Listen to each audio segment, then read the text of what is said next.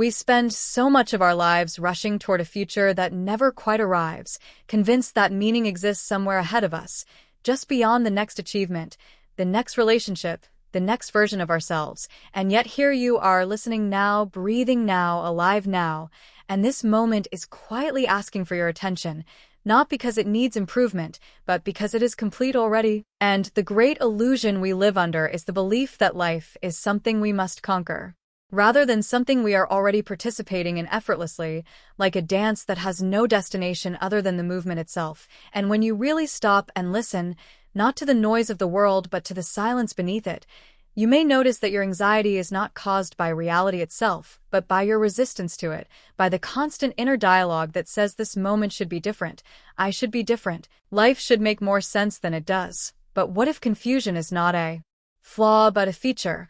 What if not knowing is the doorway through which wisdom enters? Because the mind is addicted to certainty, yet life is fluid, unpredictable, and alive, and trying to pin it down is like trying to catch water with clenched fists. The tighter you grip, the faster it slips away.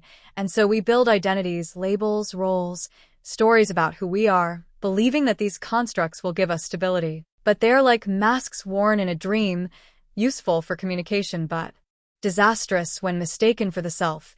And this is where suffering quietly begins, when you confuse the symbol for the reality, the name for the thing, the map for the territory, forgetting that the word you is not the experience of being you, just as the word music is not the sound itself.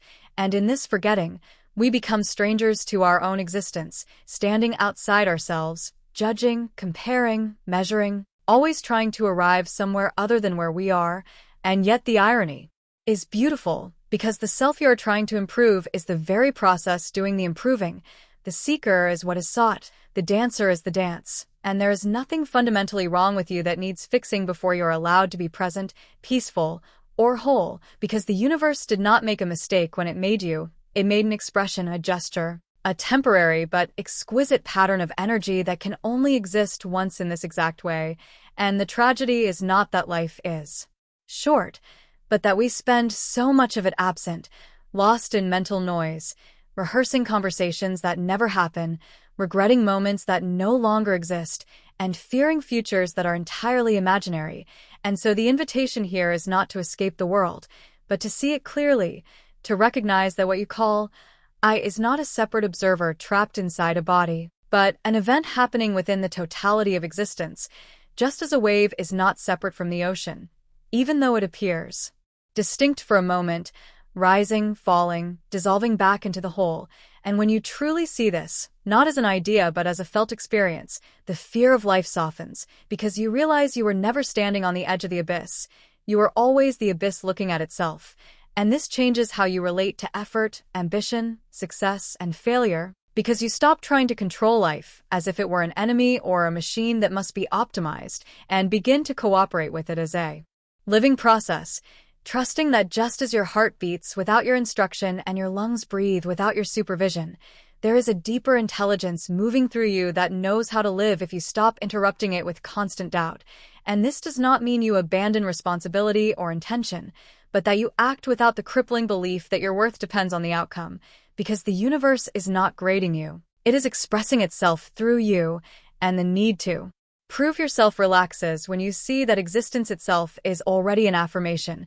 And so the Chillstep rhythm beneath these words is not merely background music. It is a reminder that life has a tempo, a pulse, a flow that cannot be forced, only followed.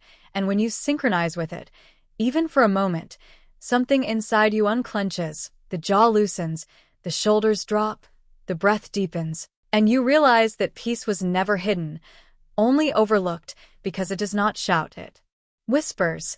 It waits patiently beneath your thoughts, beneath your fears, beneath your ambitions, always available, always here.